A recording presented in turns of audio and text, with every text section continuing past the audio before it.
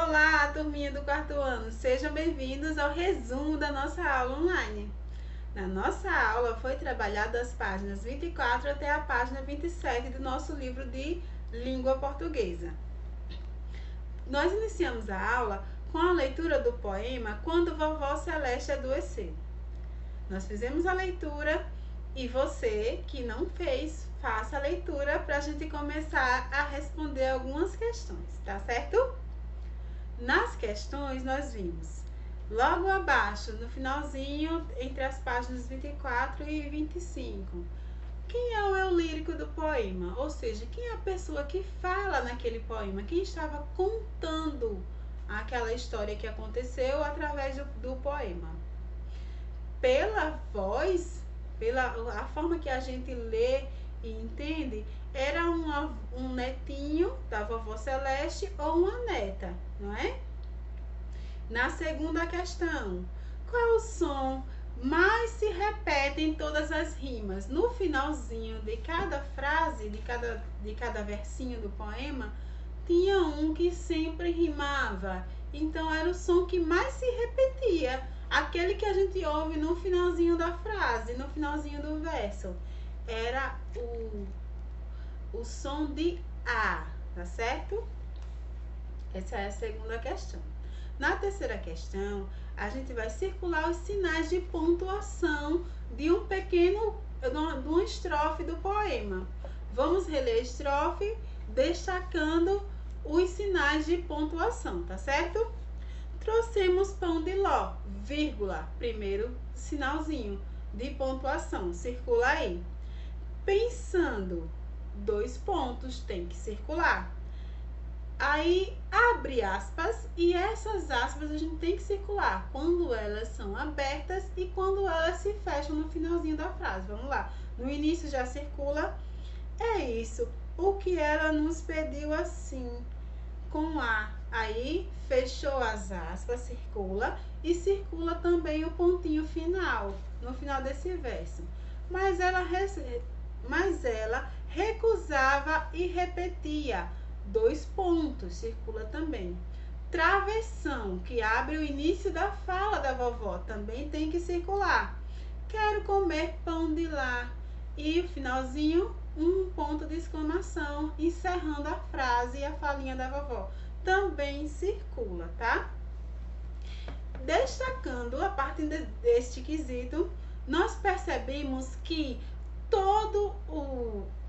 a frase tem acento, todo o verso, toda a estrofe tem várias pontuações que indicam diferentes sentidos no texto.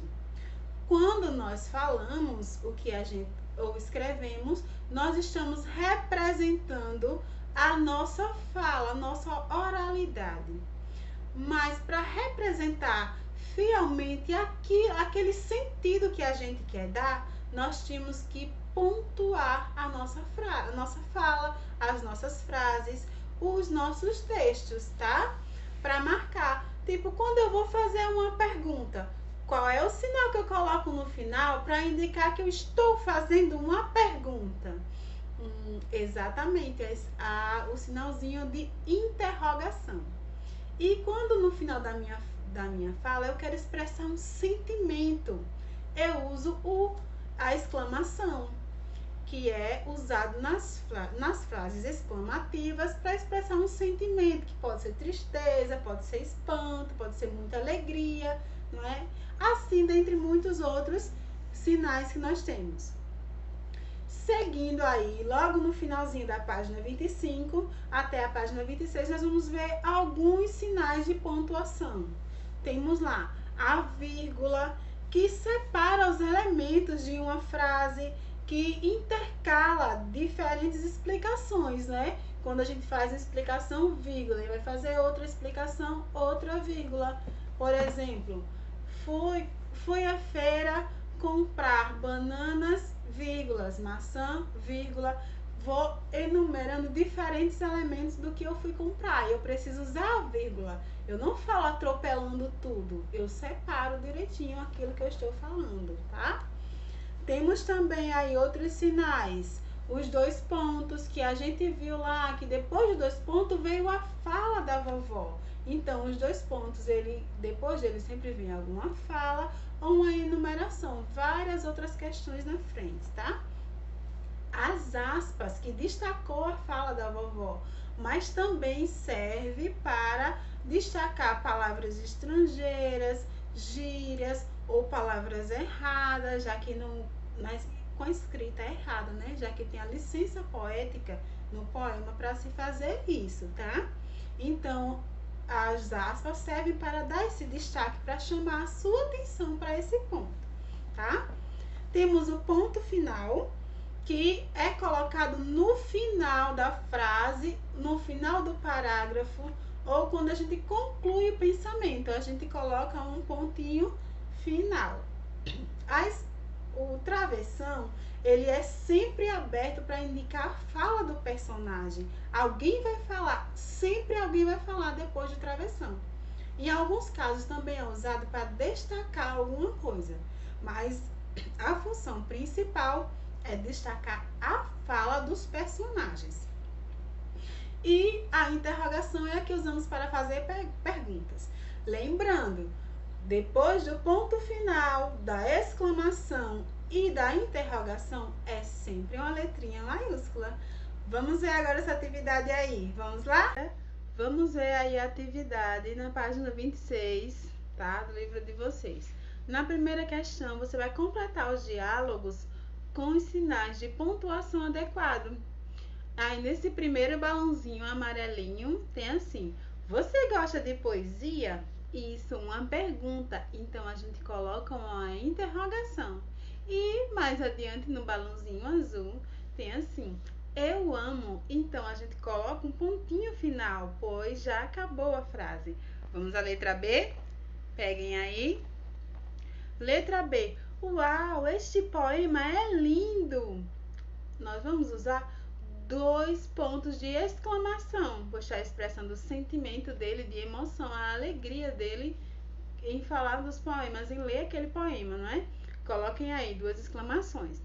No balãozinho azul do menininho, você já leu os poemas deste livro? Uma pergunta, interrogação. Eles também são lindos. Ponto final. Terminou a frase. E mais adiante, a letrinha C. Poema é a mesma coisa que poesia? Uma pergunta, interrogação. Claro que não, interrogação. A poesia pode ser expressa em sons, vírgula, em palavras, vírgula de novo, em cores e muito mais, ponto final. Vamos agora a esse pequeno texto que tem aí, tá? Que já começa com uma pergunta: mas o que é poesia? Coloca o pontinho de interrogação. É uma arte literária, ponto. Os poetas combinam palavras, vírgula, mexem com o seu significado, vírgula, trabalham bastante a linguagem, vírgula, o som e o ritmo para fazer pensar, voar na imaginação, ponto. Os poemas podem ser rimados ou não, e geralmente são escritos em versos. As linhas, aí essa daí a gente coloca entre aspas, porque não é linha, né? Ele só fez uma comparação. Na verdade é verso, né?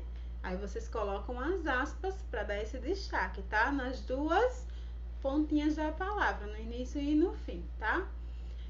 É até difícil definir a escrita poética, porque ao longo do tempo mudou muito o jeito de fazer poesia.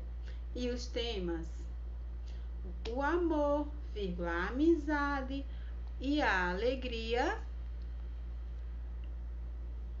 são temas comuns na poesia, mas também existem poemas que falam de guerra, vírgula, desemprego, vírgula, preconceito e até dor de barriga, vírgula.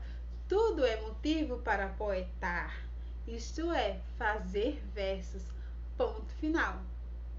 Assim como também chegou o fim da nossa aula, da nossa revisão. Espero que tenha sido muito legal.